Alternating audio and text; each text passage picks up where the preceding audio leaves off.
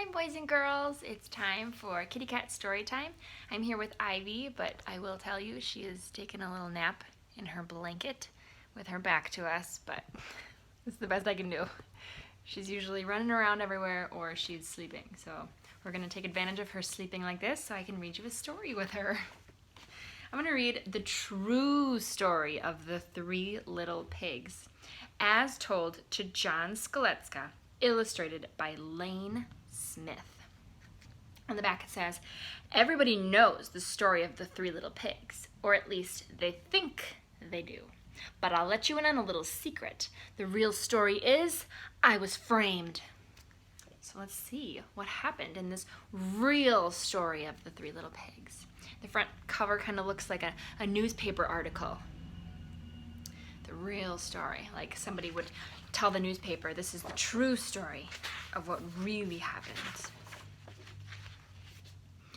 Everybody knows the story of the Three Little Pigs, or at least they think they do, but I'll let you in on a little secret.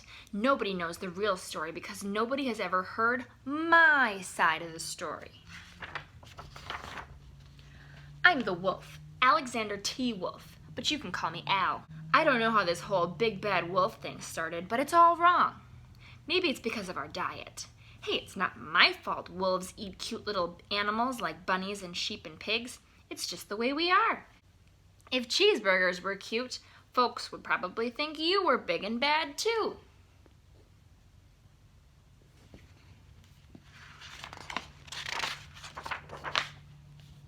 But like I was saying, the whole big bad wolf thing is all wrong. The real story is about a sneeze and a cup of sugar. This is the real story. It says 1 sneeze plus 2 sugar.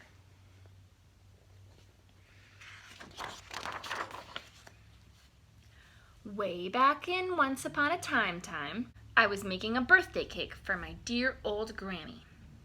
I had a terrible sneezing cold and I ran out of sugar. So, just making a birthday cake. Let's see what's wrong with that.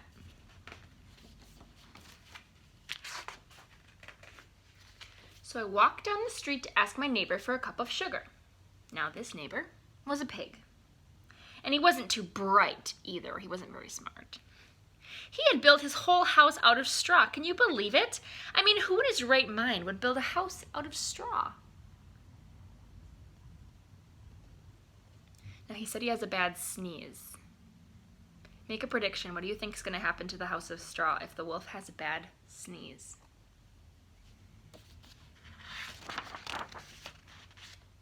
So of course, the minute I knocked on the door, it fell right in.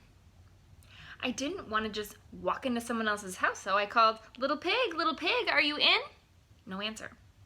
I was just about to go home without my cup of sugar for my dear old granny's birthday cake. But that's when my nose started to itch. I felt a sneeze coming on. Well, I huffed and I snuffed and I sneezed, a great sneeze. Achoo! Well, there goes the house, if it wasn't already fallen down. And you know what? That whole straw house fell down. And right in the middle of the pile of straw was the first little pig, dead as a doornail. He had been home the whole time.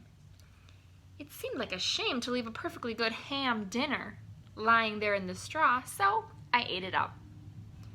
Think of it as a big cheeseburger just lying there.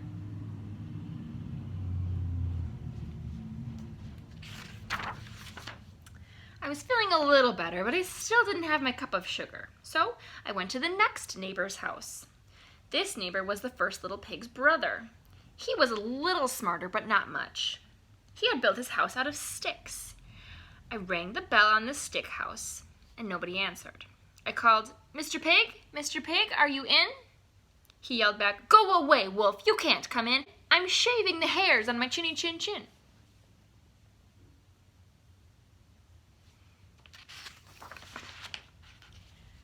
I just grabbed the doorknob when I felt another sneeze coming on. I huffed and I snuffed and I tried to cover my mouth, but What did he do? But I sneezed! great sneeze. Achoo! And you're not going to believe it, but the whole guy's house fell down just like his brother's. When the dust finally cleared, there was the second little pig, dead as a doornail. Wolf's honor.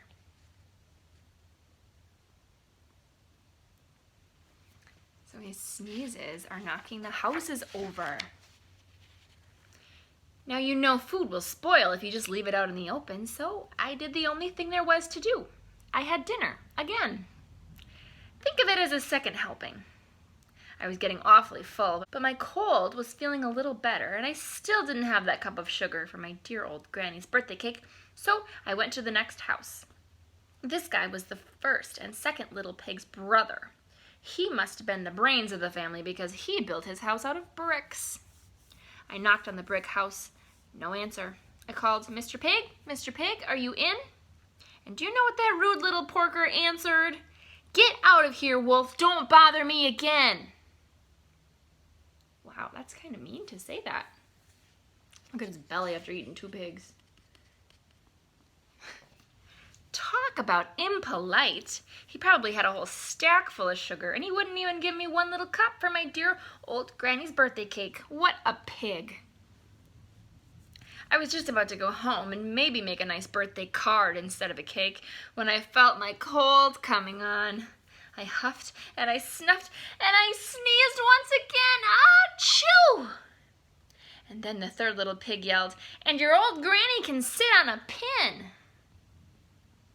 Whoa, now he's disrespecting the wolf's granny. Uh-oh. Now, I'm usually a pretty calm fellow, but when somebody talks about my granny like that, I go a little crazy. When the cops drove up, of course, I was trying to break down this little pig's door. And the whole time I'm huffing and puffing and sneezing and making a real scene.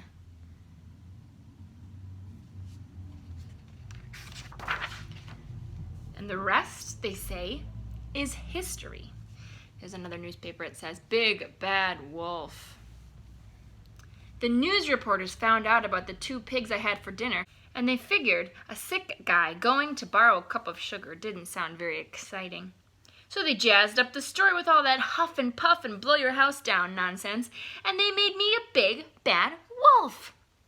That's it, the real story. I was framed.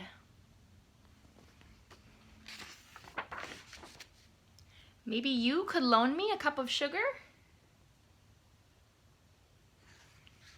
So what do you think of that? Do you believe the wolf's story?